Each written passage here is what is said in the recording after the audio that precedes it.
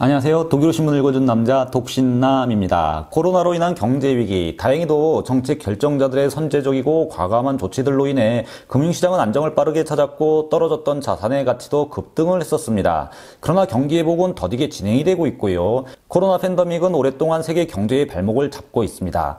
최근 오미크론 변종 바이러스의 등장으로 유가가 급락하고 주식시장이 불안한 모습을 보이고 있습니다. 문제는 지난 수십 년간 경제의 효율성을 극대화하기 위해 만들어온 글로벌화입니다. 세계는 모두 연결되어 있고 가치 사슬은 서로 국가 간 영향을 주고 있죠. 금융시장 또한 연쇄 반응을 일으키기 좋은 구조입니다. 코로나로 인해 약해진 경제 체력으로 세계 곳곳이 질바시되었죠. 어느 한 나라만 잘못돼도 쉽게 전이가 되는 것이 아닌가 하는 점인데요. 지금 여기저기서 좋지 않은 소식들이 들리고 있고 어딘가에서 불꽃이 점화되면 순식간에 금융위기와 경제위기로 번지는 것이 아닌가 하는 우려의 목소리들이 커지고 있는 상황입니다. 그래서 최근 해자가 되고 있는 단어가 바로 세계 금융위기 2.0입니다. 그리고 그 진원지가 바로 터키죠. 터키의 통화인 리라의 가치가 급락을 하고 있습니다. 영상을 찍고 있는 12월 1일 오늘만도 터키의 화폐가 또다시 저점을 뚫었다고 독일 언론사들이 연이어 보도하고 있는데요. 물론 터키 경제 한 곳이 몰락한다고 세상이 호들갑을 떨 필요는 없습니다. 그런데 이상하게도 계속해서 터키 관련 경제 소식들이 유럽 언론사들로부터 대서특필되고 있고요. 독일의 경제 전문가들은 리라 위기에 따르는 리스크가 현실화되고 있다고 경고하고 나섰습니다. 독일 공영방송 ARD는 터키의 화폐가 역사상 최저점으로 내려앉았고 유로존에 커다란 불안감을 조성하고 있다고 2021년 11월 26일 보도하고 있는데요. 이는 바로 유럽 및 세계의 금융권을 직접적인 위험에 빠뜨릴 수 있기 때문이라고 신문은 밝힙니다.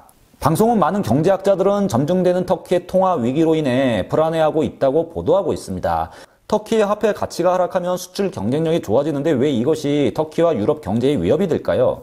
이유는 간단합니다. 매체는 터키의 기업들 대부분은 유로와 달러로 돈을 빌렸기 때문이라고 밝히고 있습니다. 즉 터키의 화폐 리라의 가치가 하락할수록 터키 입장에서는 더 많은 돈을 갚아야 하는 것이죠. 터키 기업들의 부채 규모가 더욱더 커지고 있는 겁니다.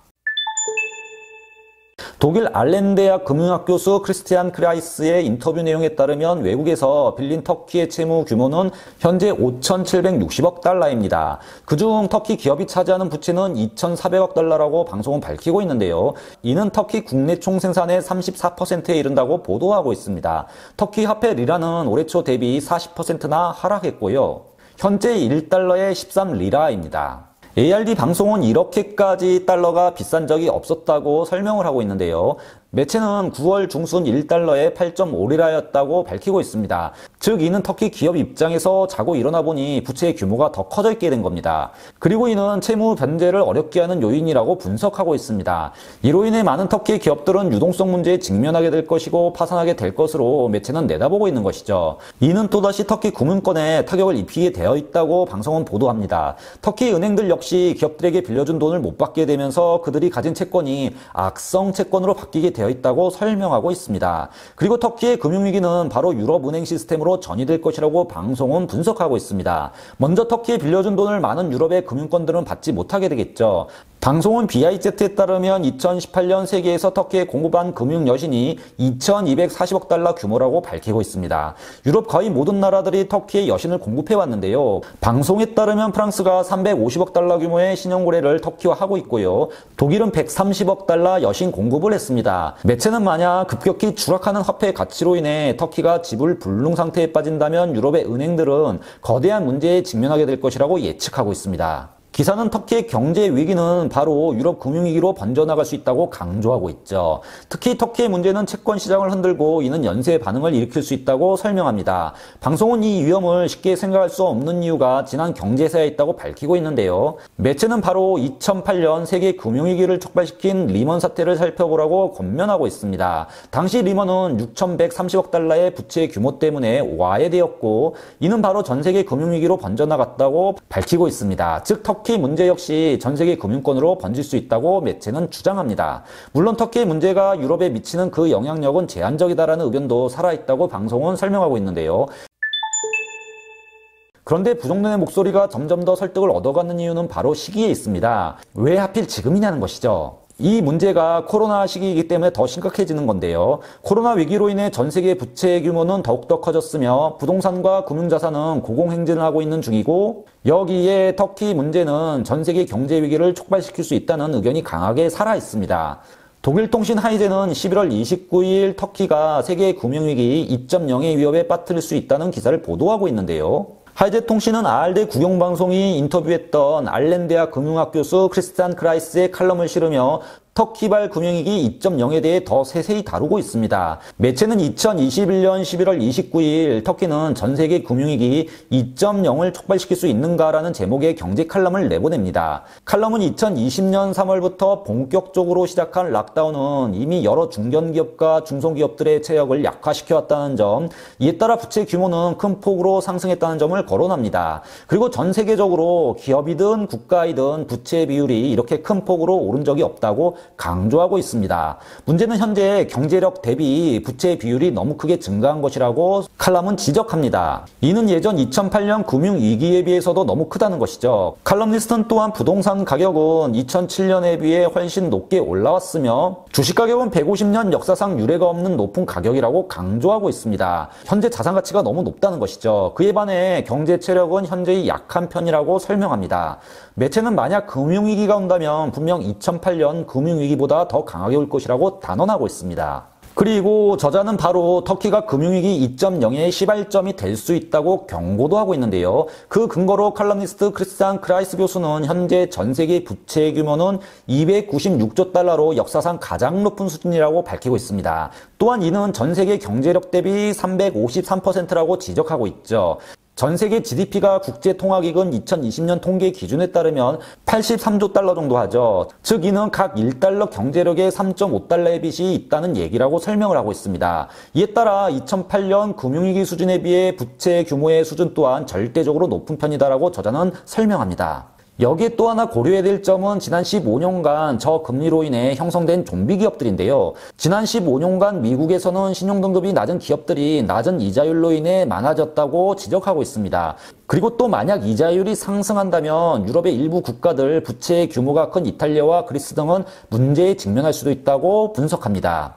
그런데 문제는 인플레이션이죠. 인플레이션에 대응하기 위해 어떤 금융정책이 나올지 모른다는 얘기입니다. 또한 그는 금융자산이 너무 고평가되어 있는 것도 문제라고 지적하고 있습니다. 2007년 시작한 금융위기는 바로 부동산 가격이 너무 높았던 것이 원인이라고 밝힙니다. 그리고 현재 소득 대비 부동산 가격은 2008년 금융위기 대비 더욱더 높아졌다고 주장하고 있죠. 또한 현재 주식 가격도 부담이라고 설명하고 있습니다.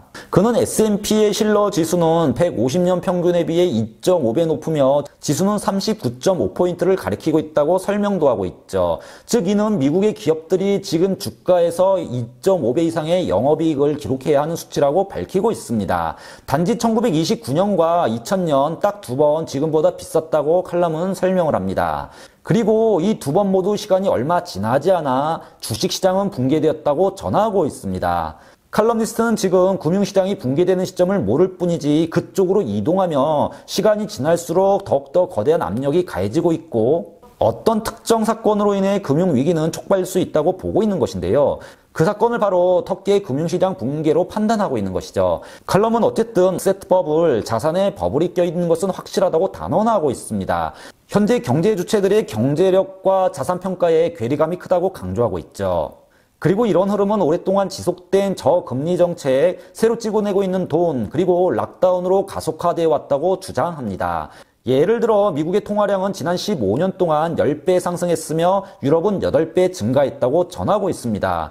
그럼에도 많은 투자가들은 그들의 자산이 여전히 가치 보존적이다라고 판단하고 있다고 지적하고 있습니다. 또한 많은 채무자들은 지금 희망이 없음에도 불구하고 너무 많은 부채를 가지고 있다 전하고도 있죠. 채무 불이행 시기는 언젠가는 다가오고 이들 회사는 부도 처리될 수밖에 없는데 그런 채무 관계가 지금 전 세계적으로 눈덩이처럼 쌓여 있다는 겁니다. 그리고 이는 부동산과 주식시장의 크래시를 유발할 수 있다고 분석하고 있습니다. 그 채무 관계 중 하나가 바로 터키라고 강조하고 있습니다. 물론 예상이 가능해서 금융시장을 미리 통제했고 보호장치를 마련해 대비했으며 코로나 위기에도 금융시장은 선제적 대응을 통해 위기에서 벗어날 수 있었습니다. 그러나 이런 노력이 지금 칼럼니스트가 말했던 문제 자체를 해결해왔던 것은 아니죠.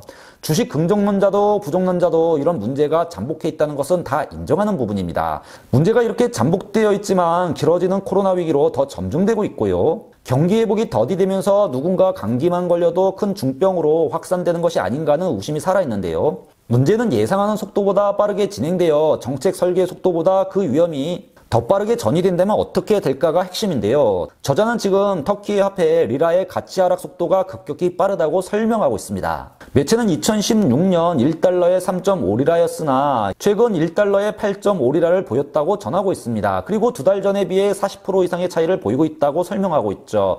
이로 인해 많은 터키의 채무자들은 지불 무능력 상태에 빠지게 될 것이라고 강조하고 있습니다. 또한 터키 소비자들의 신뢰도는 2021년 11월 최저점에 도달했다고 지적하고 있습니다. 터키 내수 소비와 경제는 수출이 증가한다 해도 나쁠 것으로 예측된다고 밝히고 있습니다. 또한 최근 인플레이션은 20% 이상을 기록하고 있다고 밝힙니다. 이미 제어 수준을 넘어섰다는 얘기죠. 거기에 터키 정부는 통화 정책의 독립성을 무시하며 저금리 정책을 계속 고집하도록 강요하고 있습니다. 현재 터키는 국내 총생산 대비 153%의 채무 규모를 가지고 있으며 2020년 7,200억 달러의 국내 총생산에 1조 1천억 달러의 부채를 가지고 있다고 보도하고 있습니다. 리라 가치의 하락은 터키 지불 능력 자체를 흔들어 놓을 수 있는 구조라는 것이죠. 즉, 2달 전에 비해 지금 터키는 외국에 변제해야 할 돈이 40%가 늘어난 겁니다. 또한 5년 전에 비해 3.4배가 되었다고 매체는 주장하고 있습니다. 즉 리라의 가치가 계속해서 이렇게 급격히 하락한다면 터키의 많은 경제 주체들이 지불 불능 상태에 빠지게 되는 것은 기정사실입니다. 그리고 터키가 지불 불능 상태에 빠진다면 채권 시장은 붕괴될 것이고 이 소용돌이는 다른 개도국으로 전이될 수 있다고 주장하고 있습니다. 다른 개도국에 투자하는 투자가들은 분명 이 영향을 받게 될 거라는 겁니다. 우선 5,700억 달러 상당의 채권이 세계 금융시장에 영향을 주게 될 것이다. 그리고 바로 연쇄 작용을 일으킬 것이라고 주장하고 있습니다. 컬럼은 그러면서 리먼 브라더스 사태를 촉발시킨 부채 규모를 언급하고 있습니다. 당시 리먼의 6,130억 달러의 부채만으로도 전 세계를 금융위기로 몰아넣었기에 터키의 금융 문제는 세계 경제를 흔들기에 충분하다고 밝히고 있죠. 공영방송 RD의 논거와 같은 논리이죠. 칼럼은 1990년 아시아 경제위기 때 어떻게 위기가 전이되었는지 살펴보라고 권면합니다. 그리고 터키의 문제는 개도국의 문제로만 확산되는 것이 아닌 신용 등급이 낮은 모든 공업 국가들로 충분히 전이될 수 있는 가능성이 있다고 주장하고 있습니다.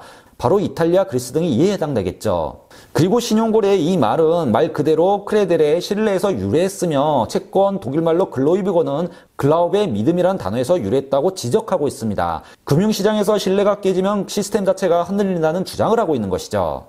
위와 같은 이유로 금융위기 2.0이 시작될 그 잠재성은 충분하다고 분석하고 있습니다. 그리고 터키의 부채 규모는 2008년 리먼 사태와 같은 역할을 할 수 있는 이유가 된다고 경고도 하고 있죠.